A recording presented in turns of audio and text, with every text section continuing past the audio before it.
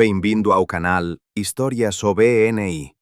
Se gosta do que facemos, non se esqueza de subscrever e gostar. Cemiterio de Mouriber, Natal, África do Sul, febreiro de 1994. Un vento frío sopra pétalas de coroas fúnebres, espallándoas sobre unha cova recén cavada. Na lápide está grabado Elizabeth Clarer, 1 de jullo de 1910, 9 de febreiro de 1994. Mas esta non é toda a verdade. De acordo con as súas propias palabras, documentadas no seu libro Para alén da barreira de luz e confirmadas por testemuño no Congreso Internacional de Investigación de OVNIs, na Alemanha, en 1975, unha parte dela, o seu fillo Eiling, permanece para sempre noutro sistema estelar, no planeta Meton, a 4,3 anos luz da Terra. Entre os enlutados está o seu fillo terreno, David, nascido en 1949. Nas súas mãos está unha caixa de fotografías tiradas a 17 de jullo de 1956. 7 imagens que mudaron a vida da súa mãe para sempre. 7 imagens daquilo a que ela chamou a nave de Alpha Centauri. David recórdase de a man lle dicer: un día vais comprender. Un día eles virán atrás de todos nós. Se isto é verdade ou non, cada un debe decidir por si. Mouriber, Natal, 1917. Elizabeth Goulad, de 7 anos, brinca con a súa irmá máis bella, Bárbara, no jardín da quinta da familia. De repente o ceu ábrese en un rayo de fogo. Un meteorito do tamaño de unha casa ven a alta velocidade en direzón ás crianzas. Bárbara grita: «Elizabeth, corre!» Mas a súa irmanciña xela, hipnotizada pela proximidade da morte. E entón o imposíbel acontece. Un disco prateado surge do nada e interceta o meteorito a 100 metros do solo. Unha explosión, mas non destrutiva, controlada, transformando a pedra en pó. Elizabeth sente unha voz extraña na cabeza. Aínda non é tempo. Es necesaria viva. Bárbara non ouve nada. Ela viu apenas un clarón de luz. Elizabeth tenta contar aos pais. O seu pai, o agricultor John Goulad, france o sobrollo. Insolación, crianza. Vaite deitar. Mas Elizabeth non dorme a noite. A voz aínda ecoa na súa mente, alienígena, antiga, esperando. 1905 no Goulad Farm. Elizabeth, agora con 27 anos, regresa de Inglaterra con unha licenciatura en meteoroloxía en Cambridge. É noite. Ela sai para verificar os instrumentos que meden a presión atmosférica. O ceo pulsa súbitamente con luz. A nave paira sobre o celeiro. Desta vez, ela vea claramente. Metal con cerca de 18 metros de diámetro, con unha fila de vigías ao longo do ecuador. A voz regresa, máis forte. Brevemente. Prepárense. Elizabeth cae de joellos. Quen es tú? O que é que queres? A resposta queima. Hatfield, Inglaterra, 1942. Estación experimental de De Havilland. Elizabeth está a traballar nun proxecto secreto. Previsión do tempo para ataques de bombardeiros.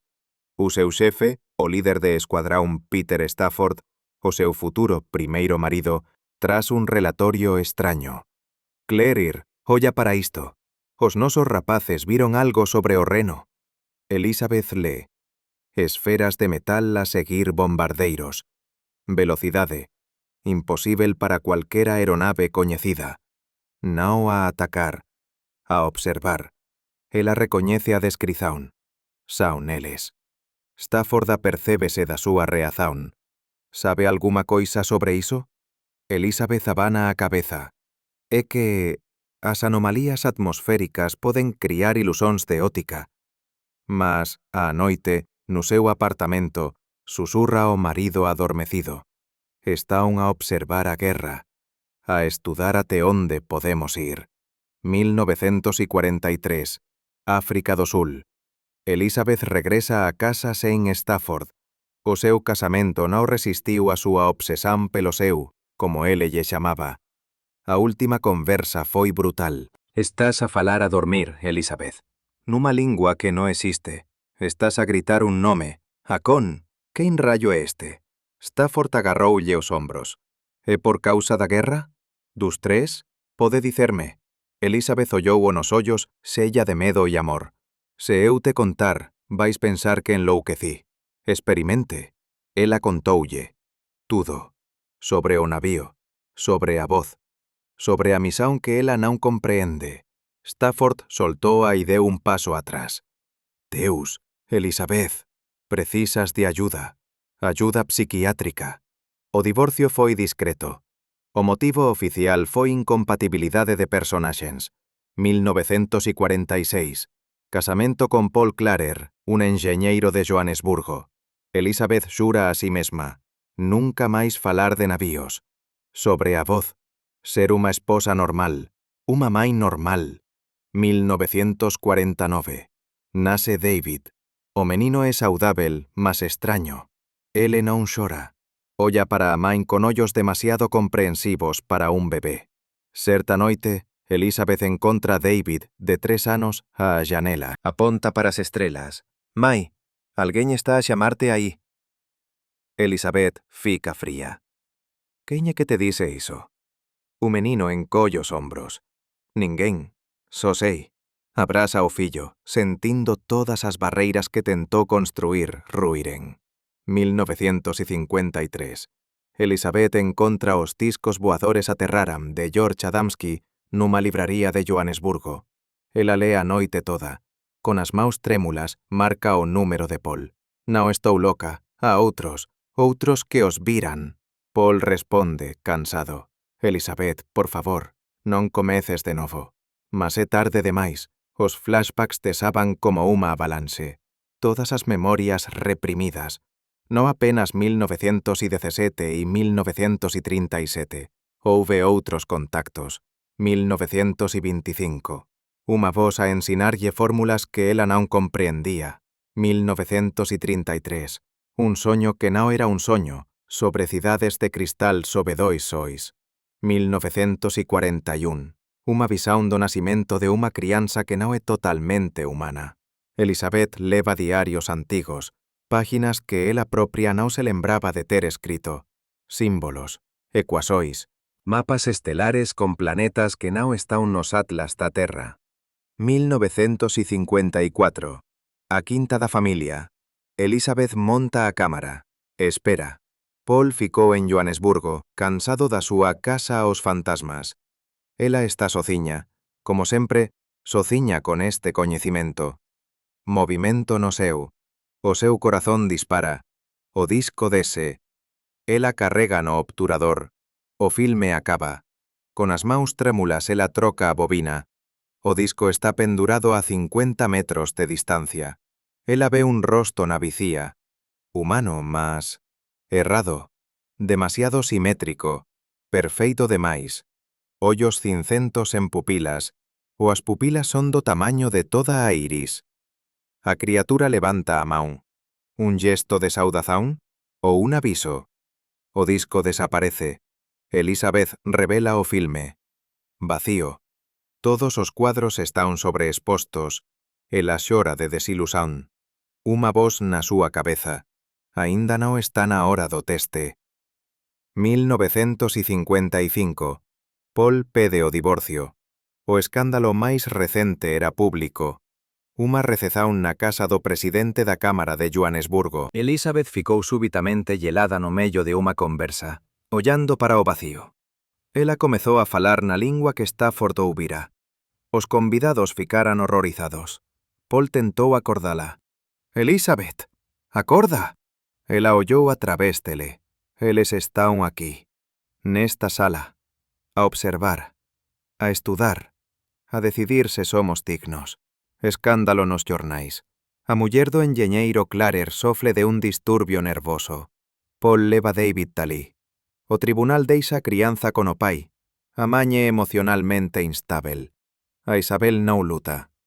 Ela sabe que algo está prestes a acontecer que vai mudar tudo. E é mellor o David manterse longe do epicentro. 6 de abril de 1956, 14:30. Unha quinta en Natal. Elizabeth sente a mudanza aínda antes do contacto visual. O ar tórnase denso, como antes de unha tempestade. Mas o ceo está limpo, os pásaros silencian. Até o vento para. O disco materialízase directamente acima do campo. Ele non voa, materialízase, como se emerxise de unha dobra no espazo. O pouso é silencioso. A erva sobe a nave non se amasa, mas esténdese en espirais perfeitas. A escotilla ábrese sen un son mecánico. A luz llorra do interior, non ofuscando, mas preenchendo tudo en redor, tornando as sombras imposíveis. Eles hai. Akon. Elizabeth recoñéceo, embora o vella físicamente pela primeira vez. Ten cerca de 1,85 m de altura. O seu fato é como unha segunda pele, brillando con tons que non se encontran no espectro terrestre. Ele aproxímase. Fala en voz alta, mas os seus labios non se moven en sincronía con as palabras. Elizabeth. Durante 40 anos terrestres preparella para este momento. O interior non se asemella a unha máquina. As paredes aún vivas, pulsando a un ritmo que lembra a respiración. Non há cantos vivos, todas as superficies flúen umas para as outras. Akon toca na parede e aparece un ecrá de visualización. Mas non é un ecrá, é unha llanela para o espazo curvo. Elizabeth ve a Terra a partir de órbita, embora a nave aínda estella no solo. Como é posíbel? A súa voz treme. O espazo é unha ilusión da súa percepción limitada. Vemos todos os pontos ao mesmo tempo. Móstrale o painel de controlo, unha estrutura cristalina que responde aos pensamentos. Experimente. Elizabeth toca no cristal. Unha explosión de imagens na súa mente. Millóns de mundos. 1000 millóns de vidas.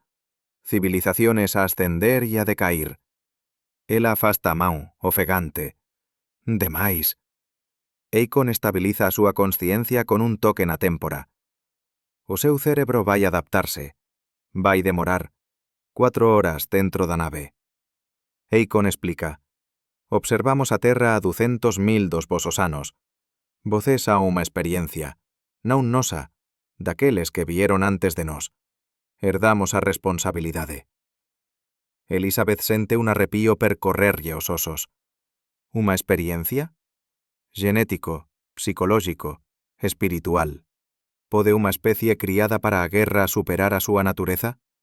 Até agora os resultados son decepcionantes. Ele mostralle grabazones holográficas. Hiroshima, Nagasaki. Guerras futuras que nunca aconteceran. Elizabeth ve nubes en forma de cogumelo de explosores nucleares sobre cidades que recoñece. Londres, Moscovo, Nova York. Será que vai acontecer? Akon responde. Unha das posibilidades. Estamos a tentar mudar a liña temporal, a través de persoas como tú. 17 de jullo de 1956. Elizabeth chega ás montañas Drakensberg coa cámara Brownie da súa irmá Bárbara. Unha cámara simple significa menos hipóteses de interferencia electromagnética, explicou Akon. Prometeu mostrar a nave nun modo adecuado para a fotografía terrestre. 11 horas y 47 minutos. Un clarón de luz. O disco surge a unha altitude de 500 metros. A Elizabeth tira a primeira fotografía. A nave desce. Segunda foto. Ela comeza a manobrar, pairando, curvas apertadas en ángulo reto, aceleración instantánea. 7 fotos. As súas mãos tremen non de medo, mas do campo electrostático. Os seus cabelos se arrepían. O sabor metálico do sangue na súa boca. Microcapilares no seu nariz rebentan con a diferenza de presión. No sétimo fotograma, a nave desaparece, non voando para lonxe, mas colapsando a certa altura e desaparecendo. Agosto de 1956. Elizabeth mostra fotografías ao grupo de investigación de ovnis de Joanesburgo. As reazois son polarizadas. Edgar Sivers, ufólogo de Pretoria. Estas son fotografías genuínas. Neñún cubo de roda podería producir un tal padrón de luz e a trayectoria do movimento, un séptico da universidade. Unha ilusión de óptica típica ou unha falsificación hábil, Elizabeth está calma. No estou a tentar convencer ninguén. Estou simplesmente a partillar o que vi. Após a reunión, un militar apaisana aproxímase dela. Coronel Van der Merwe, dos servizos de información militar sulafricanos. Señora Clarer, precisamos de falar, confidencialmente. No seu escritorio a un dossier sobre ela, da espesura de un dedo. A señora sabe que está a ser observada? E nós son nós. Setembro de 1956. Unha visita do jornalista americano John Smith. A súa postura é demasiado militar para un jornalista. As súas preguntas sobre detalles técnicos son demasiado específicas. Señora Clarer, este Acon falou sobre os principios do motor? Elizabeth é evasiva. Un pouco. Smith aproxímase. É unha questão de seguranza nacional. Seguranza mundial. Se os rusos obtiveren esta tecnología primeiro. Elizabeth interrompe. Non va dar a tecnología a ninguén. Somos demasiado primitivos, moito agresivos. Smith fica frío. Eles? Entón son moitos? Elizabeth morde a lingua. Ela falou demais. A súa casa é revistada nesta noite. Profesionalmente, quase nada é movido. Mas ela sabe. Tiraron copias das fotografías. Ela guarda os orixinais noutro lugar. Abril de 1957. Acon regresa. Desta vez o contacto é máis profundo. Ele ensina a controlar a nave, mentalmente. Pense no destino non como un lugar, mas como un estado. A nave non voa, transita entre estados do espazo. Isabel tenta. A nave responde aos seus pensamentos. De repente está en órbita. A terra en baixo é unha bola azul na escuridão. Pánico. Non consigo respirar. Acon. Estás dentro do campo da nave. Estás protegida, mas o choque psicológico é avasalador. Ver o seu planeta de fora destroi todas as áncoras da consciencia. Elizabeth perde os sentidos. Ela acorda na quinta. 6 horas se pasaron. Acon está preocupado. A túa consciencia está a fragmentarse durante a transición. Precisas de te preparar. Maio-outubro de 1957. Unha serie de contactos. Acon transforma gradualmente a consciencia de Elizabeth. Cada encontro é un novo nivel. Ela comeza a ver auras, ouvir os pensamentos dos animais, sentir campos magnéticos. O seu corpo está a mudar. O exame de sangue que ela faz revela secretamente anomalías, proteínas descoñecidas, estrutura de ADN alterada en algunhas células. O médico, un bello amigo da familia, susurra. Elizabeth, o que se pasa contigo? Isto non é sangue humano. Ben, é humano, mas alterado. Como se estivese a evoluir. Elizabeth pédelle que destrúa os resultados. Esqueza que diu isto. Para súa propia seguranza. Novembro de 1957. Pico Cadkin, Drakensberg, 3000 metros.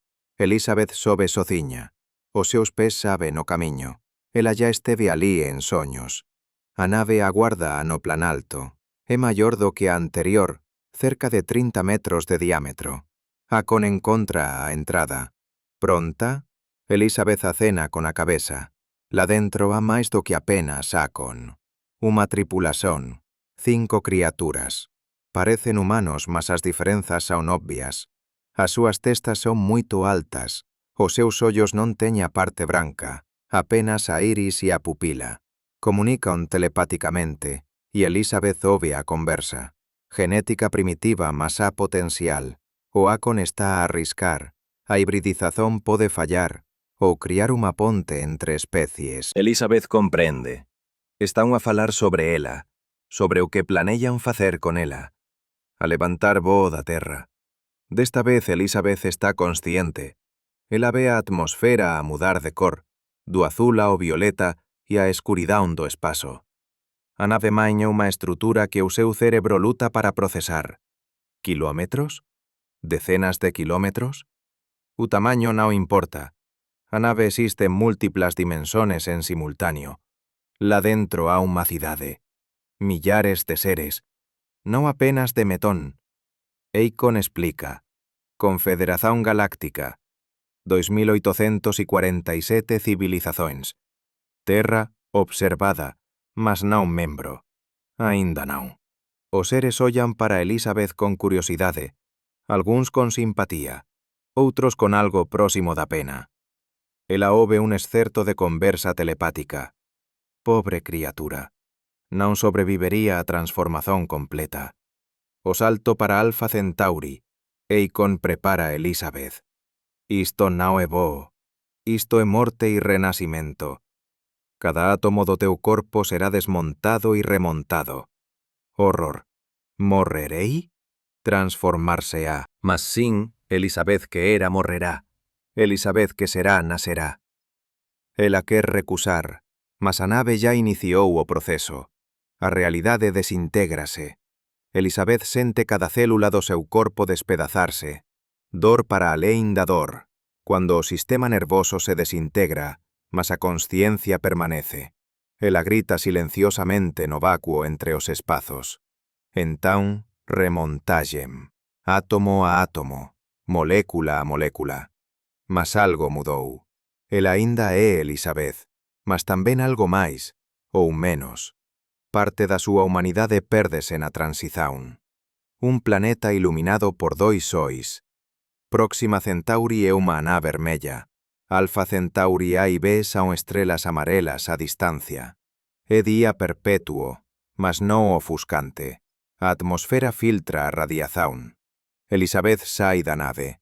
A gravidade é lixeiramente máis leve do que a da Terra. O ar xeira a ozono e a algo doce. A primeira respiración queima os seus pulmóns. Unha composición diferente, máis oxixenio. Eikon apoía. A adaptación levará días. A paisaxe é de estruturas cristalinas que crecen como árbores, cidades en rúas, os edificios están ligados por pasadizos. A populación é de algúns millóns, non de millares de millóns. Nos controlamos a tasa de natalidade, explica Eikon. Cada vida é unha escolla consciente. A casa de Eikon é unha estrutura viva. As paredes respiran. Os móveis fórmanse a partir do chão a un comando mental. Elizabeth toca na parede, quente, pulsante. Está viva? Eikon, un simbionte. Aliméntase da nosa enerxía psíquica. Usamos a súa estrutura. A noite é un conceito relativo con dois sois. Mas a casa cría escuridán de acordo con o biorritmo dos seus habitantes. Elizabeth deítase en algo semellante a unha cama. A superficie adáptase perfeitamente aos contornos do seu corpo. Perfeitamente demais. Como se a casa estivese a estudar, a memorizar cada célula. Adormece e soña con a casa. Memorias antigas de millares de habitantes antes dela. Eikon leva a Elizabeth ao centro médico. Precisamos de verificar a compatibilidade para a hibridización. O exame é indolor, mas invasivo. Elizabeth sente os rayos atravesar en cada célula, lendo o código genético. Os resultados aparecen como un holograma. Eikon estúdao francindo a testa. Interesante. O seu ADN já foi parcialmente alterado. Elizabeth, pelas súas visitas? Ele abana a cabeza. Non. É antigo. Alguén ya fez experiencias con a súa liñaxen. Há xerações. Un arrepío percórrelle a espiña. Quen? Eikon. Aqueles que vieron antes de nós. Os criadores da experiencia, a Terra. Parece que non é unha escolla aleatoria. É o resultado de unha longa selección. A unión con Eikon non é un acto físico no sentido humano. É unha fusón de campos energéticos. Unha resonancia a nivel cuántico. Elizabeth sente a súa consciencia fundirse con a dele. Milenios de memorias de Eikon desaban sobre ela. Guerras entre estrelas. A destruición de civilizaciones inteiras. O nacimento de novas. E a questão constante, será a humanidade digna de salvazón? No ápice da resonancia ocorre a concezón. No esperma e óvulo, mas a programación cuántica directa de unha nova vida. Elizabeth sente o momento en que unha nova consciencia é acesa no seu útero. Alienígena, mas en parte dela. Semanas en Metón. A gravidez no é como na terra, no há enllós matinais, mas há mudanzas extrañas. Elizabeth comeza a ouvir os pensamentos do feto. No inicio, apenas emocións. Depois, imaxens. A crianza ve a través dos seus ollos, aprendendo aínda no útero. No terceiro mes, metoniano, máis curto que o terrestre, ela conduz con ele diálogos telepáticos. Mai, por que estás triste? Pergunta o feto. Teño saudade esta terra, do teu irmán David. Coñezo o David, vello nas súas memorias, ele tamén está sociño. Isabel chora. A crianza conforta interiormente, enfiando ondas de amor a través do seu sistema nervoso. Cuarto mes. O traballo de parto comeza súbitamente. Non son contrazóns, é transformazón. Elizabeth sente o seu corpo desdobrarse a nivel atómico. Os seres médicos metonianos rodéllanna, mas non interferen. Un proceso natural, dicen. A interferencia perturbaría a coherencia cuántica. A dor é inimaxinável, mas tamén un éxtase. Cada célula canta. Eiling nasce nunha bolla de luz. Ela non grita. Olla para a main con ollos ancestrais no corpo de unha recén nascida. Olá, main, dice ela telepáticamente. Esperei unha eternidade por este encontro. O Eiling crece exponencialmente. Nunha semana parece ter un mes. Nun mes, un ano. O seu intelecto supera o seu desenvolvimento físico. Un bebé de 3 semanas está a resolver ecuazones de navegación interestelar. Elizabeth tenta ser main, mas como criar alguén que nasceu con coñecimento? Contame sobre a terra, pergunta Eiling. Ela conta. Sobre guerras. Sobre o amor. Sobre música. Sobre o medo. Ele ouve, absorbe. Os humanos son extraños. Saben que son mortais, mas viven como se fosen inmortais. Sabemos que somos inmortais, mas valorizamos cada momento como se fose o último. Terceiro mes en Metón. O corazón de Elizabeth comeza a presentar problemas. Arritmía, dor no peito. O campo magnético do planeta é incompatível con a fisioloxía humana a longo prazo. Eikon faz unha barredura.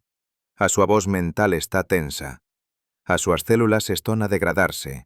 O conflito entre a Terra e o ADN alterado está a intensificarse no noso campo. A Elizabeth sabe o que iso significa. Estou a morrer? Eikon. Se ficar, sin. Semanas, tal vez un mes. Ela olla para Eiling, que ya parece ter 5 anos. E ele non pode viver na Terra. A súa estrutura cuántica está ligada ao campo de Metón. A Terra vai destruílo. Elizabeth segura a Eiling. Ele entende. Claro que ele comprende. Precisas de voltar, mai. O David está á espera. A Terra está á espera. Tens unha misión lá. Eu non te poso deixar. Eiling, un bebé de 4 meses no corpo de unha crianza de 6 anos. Non vais embora. Estamos cuánticamente ligados. A distancia é unha ilusión. Vou visitarte en proxecciones. Acon acrescenta. Ele ten razón. E cuando a humanidade estiver pronta, cuando o contacto estiver aberto, voces reunirse aún. Físicamente. Isabel, cuando será iso? Silencio. Entón, Acon, se a vosa especie sobreviver? Gerazóns, tal vez séculos. O cuarto mes. A Elizabeth está a enfraquecer. Eiling pasa todos os minutos con ela. Ya parece un adolescente, embora teñan pasado apenas 4 meses. Ele fálalle dos seus coñecimentos. Astrofísica, bioloxía cuántica, diplomacía interespecies. Serei unha ponte, main, entre os nosos mundos. Este é o meu destino. Elizabeth ensínalle coisas terrenas, canzois de embalar, contos de fadas, historia humana. Ele absorbe ávidamente. Contame máis sobre música. O son en Metón é diferente. Quero coñecer melodías terrenas. O día da partida. Doente non xora. A fisioloxía metoniana non permite lágrimas. Mas a súa dor é palpável telepáticamente. Ondas de tristeza que facen outros metonianos afastárense. Prometa que vai contar ao David sobre min. Pede. Que ten un irmão entre as estrelas. Isabel promete. Un abrazo final. Ela memoriza o seu xeiro. ozono e algo indefinidamente alienígena, a temperatura da súa pele, lixeiramente máis fría do que a humana, o ritmo do seu duplo batimento cardíaco, tudo o que ela consegue reter na súa memoria. Materialización nunha quinta en Natal. 4 meses terrestres se pasaron. A familia pensaba que estaba desaparecida ou morta. A policía estaba á procura. David, agora con 7 anos, corre para ela. «Mai, onde estabas?» Como explicar? Elizabeth abraza ao fillo, sentindo a gravidade da terra a presionar, facendo de cada movimento un esforzo. O seu corpo lémbrase da leveza de Metón. A súa consciencia está dividida entre 2 mundos. Estaba lonxe, mas voltei. David olla con extrañeza. Xeira a estrelas. 1958. Elizabeth está a tentar regresar á vida normal. É imposível. En primeiro lugar, as mudanzas son obvias. Ela parece máis nova. Os seus movimentos son moito graciosos, como se a gravidade da Terra fose normal para ela. Segundo, estano a observar. Americanos, un carro do outro lado da rúa. Grampos telefónicos, unha noite, unha tentativa de invasión. Elizabeth revélaselles. Eu sei quen voces son. O que é que voces queren? A xente apreséntase como Johnson, obviamente unha mentira. Voces estiveron en contacto. Nos sabemos. Precisamos de información. Tecnoloxía. Elizabeth no te va a dar tecnoloxía. Vais usala para a guerra. Johnson. É unha questán de seguranza nacional. De que é a nazán? A Terra é un planeta. Eles hai. Mas a vigilancia intensifícase. 1959. Un novo xogador, un asiente ruso disfrazado de xornalista. Fala con sotaque. Señora, Clarer, no sabemos sobre a crianza. Un arrepío percórrelle a espiña. Que crianza? Ele sorrí. Un híbrido. Interceptamos relatorios americanos. Eles non saben dos detalles. Nos sabemos. Un bluff ou unha fuga? Coopere connosco. A Unión Soviética é o futuro da humanidade. Precisamos de obter esta tecnoloxía primeiro. Elizabeth. Ninguén obterá a tecnoloxía. Nen tú, nen os americanos. O ruso inclínase. Podemos ser persuasivos. Tens un fillo, David. A ameaza é clara. Elizabeth levántase. Se tocares no meu fillo, eles paun destruíla. Eles? Aqueles que están a observar. Protéxenme, e a miña familia. O ruso vaise embora, mas ela sabe que este non é o fin. 1960. Noite. Elizabeth acorda con un brillo no cuarto. Unha proyección holográfica está a formarse. Eiling. Parece ter uns 12 anos. Mai. Ela tenta abrazalo. Os seus brazos atravésanno. Teño saudades túas, susurra. Tamén teño saudades. Mas bella, aprendí a estabilizar a proyección. Poso ficar máis tempo. Conversan por unha hora. Fala sobre a vida en Metón, os seus estudos, o seu pai. Ela fala sobre a terra, David, a perseguición. Va intensificarse, avisa Eiling. Os gobernos da terra están en pánico. Saben que houve contacto. Están con medo de perder o controlo. 1963. Casou con Aubrey Fielding, antigo oficial dos Servizos de Información británicos, agora negociante de arte. No primeiro encontro confesa: eu sei quen es. O mellor, o que pasaste. Elizabeth fica tensa e continúa: vi navíos, durante a guerra, e depois. O MI6 ten un dossier, mas ya non traballo para eles. Por que me está a contar iso? Aubrey, porque acredito en ti. E porque precisas de protezán. Poso darte cobertura. As miñas ligazóns, o meu estatuto. Un casamento extraño. Non ten ciúmes de Eikon. Ele está noutra dimensán. Eu estou aquí. Non somos concorrentes. 1965. Elizabeth e Aubrey fundan a Contact International. Oficialmente, é un grupo de investigación de ovnis. Non oficialmente, visa preparar a humanidade para o contacto. O primeiro encontro 12 pessoas numa sala de estar. Un ano depois, centenas de membros espallados pela África do Sul. Isabel fala. No tudo, sería demasiado. Mas chega. Sobre nades, sobre tecnoloxía, sobre a necesidade de mudar a consciencia da humanidade. Algúns acreditan, outros ven por curiosidade. Outros aínda son espiones de varias agencias de información. 1968. Unha extraña coincidencia. Varios físicos, independentemente, chegan a conclusións semellantes sobre a natureza do espazo-tempo. Teorías asustadoramente semellantes ás que Elizabeth descreveu. Un deles, un profesor da cidade do Cabo, pregúntalle: «Señora, Clarer, eu comprobei matematicamente a posibilidade do que a señora está a descrever. Mas como é que a señora sabía? A señora non ten este nivel de forma». A humanidade está a aproximarse de un ponto crítico. A Guerra Fría pode aquecer. Entrega un documento a Elizabeth. Símbolos, diagramas. Son dicas, no a tecnoloxía completa, mas instruzoins. Pásennas para cientistas en quen confían. A Isabel estuda.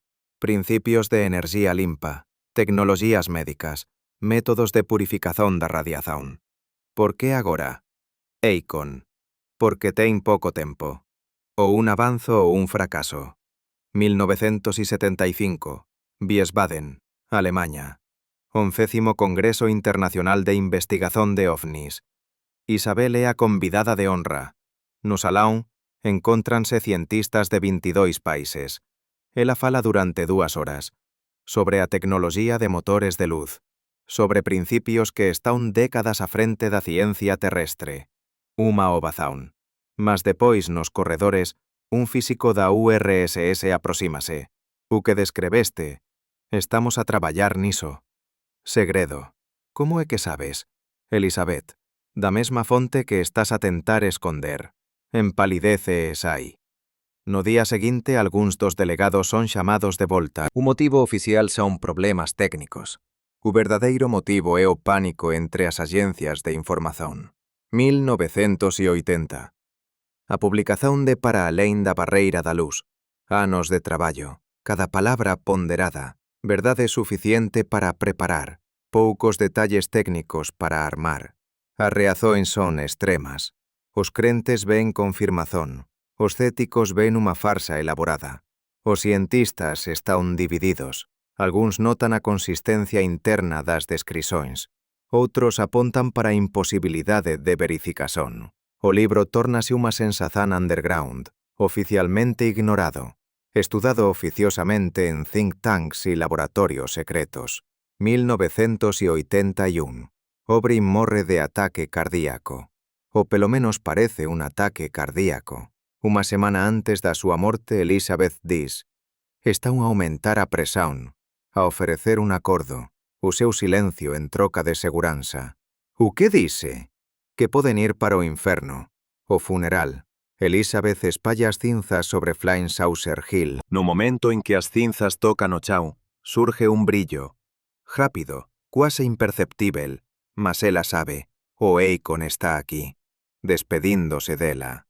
1982. Elizabeth está sociña. O David é un adulto con vida propia. Nunca aceitou completamente a historia da mãe. Eu acredito que acredita, dis, diplomáticamente, dolorosamente. Elizabeth non o culpa. Como se pode acreditar nun irmão noutro planeta? Nunha mãe que viaxou para as estrelas. A noite ela sai para o jardín. Ela olla para Alfa Centauri. Por veces Eileen aparece. Parece ter uns 25 anos. O principal cientista de Meton. Traballando. Dixéramnos para estarmos quietos. Non a ata oficial da reunião. Ou entón, ela é confidencial, inaccesível. 1985 a 1993. Elizabeth está a traballar no seu segundo libro, The Gravity File. Máis detalles técnicos. Unha explicación da estrutura político-militar do encobrimento. Mas a súa saúde está a deteriorarse. Cancro de mama. Ela sabe, os efeitos da radiación alienígena en Meton. Células sofreran mutación. Non inmediatamente, unha reacción tardía. Escreve furiosa, Sabendo que o tempo é escaso, algunhas páginas desaparecen, foran roubadas, ou Eikon está a recoller as informazóns. A informazón. A morte é unha ilusón de percepción tridimensional. Ele pégalle na man. Ela séntea. Imposível para un holograma. Como? As fronteiras están a estreitarse. Entre mundos, entre a vida e a morte. Prepárese para mudar. 3:47. A enfermeira María Bota do hospice testemuñou máis tarde. Eu estaba de visía ao lado da cama da señora Clarer. Ela ficou inconsciente durante toda a noite. De repente, abriu os ollos, absolutamente límpidos. Ela dise, eles están aquí. Por min. Eu dise, quen, señora? Clarer? Ela sorriu. A familia. Depois o cuarto mudou. Non consigo explicar. Un funeral, pequeno, familia, amigos próximos da Contact International. David faz un discurso. A miña mai viveu en 2 mundos, tal vez máis. Nen sempre compreendí, nen sempre acreditei, mas sei que ela era feliz. Tiña amor, de outra galaxia. Tiña un fillo entre as estrelas. Real ou imaginario, que diferenza faz? Ela viveu a vida en pleno. Depois, en cuanto remesen as súas coisas, encontra un billete. A letra da súa mai, mas o papel é novo. Escrito após a morte dela? David, Eileen quer que saibas. Ele é teu irmán. Sempre foi, sempre será. Olla para as estrelas, especialmente Alpha Centauri. Nos estamos lá. 2023. O documentario de Ugi Carlini reacende o interese.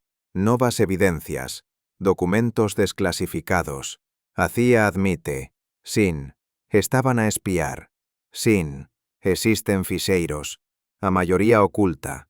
Os físicos están a reexaminar o traballo de Elizabeth. Os conceitos da década de 1980 son agora ciencia de ponta. O propulsor superluminal de Alcubierre é quase idéntico ás súas descrizóns. O emaranhamento cuántico explica a telepatía. Tal vez ela estivese no futuro? Ou o tempo alcanzou as súas revelações. Os netos de Elizabeth ven por veces luces extrañas por cima da casa. Non o vi. Un brillo suave, como unha aurora, mas localizado. Os veciños evitan o local. Dicen que está asombrado, mas non por fantasmas, por algo que ven do espazo exterior. Verificando, lembrando. 2024. Unha quinta en Natal. Na mañá seguinte a unha tempestade. Un agricultor encontra círculos no millo, non achatados, alterados a nivel celular. Os talos están dobrados en ángulos imposíveis en se partiren.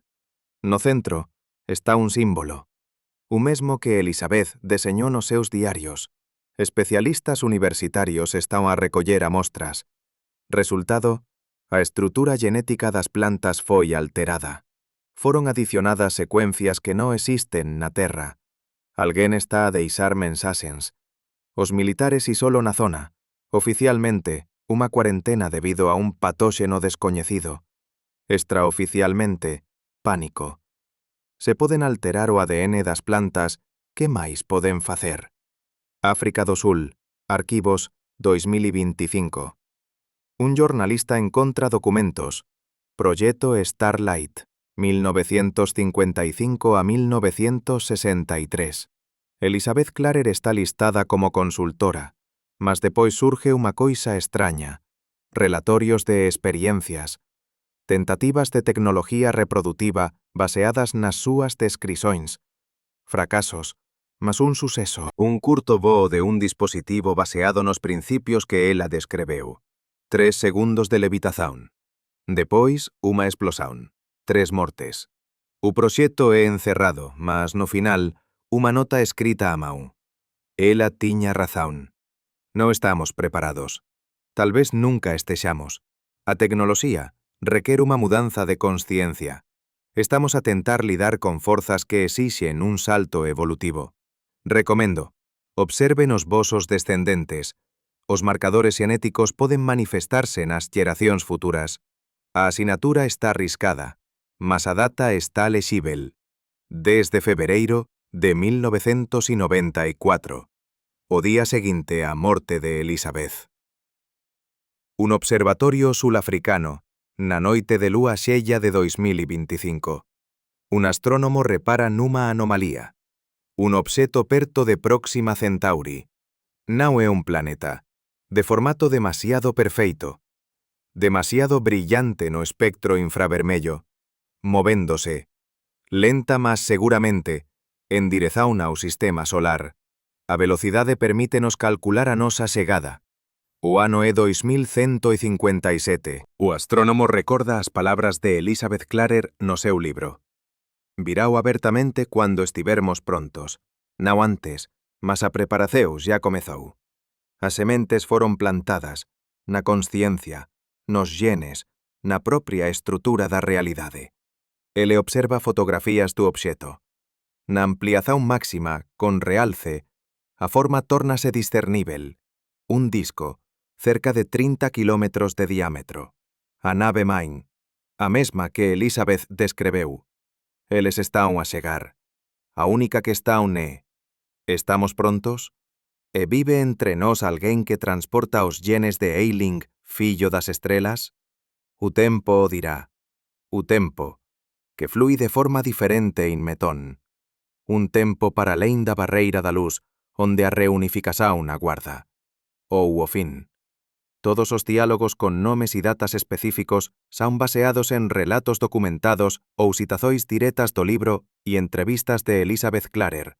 As descrições técnicas son retiradas das súas publicazois e palestras. Cenas emocionantes son reconstruídas con base en avaliaciones psicológicas da súa condición por parte de contemporáneos e na análise das súas cartas e diarios guardados no arquivo da familia. Obrigado por ouvir.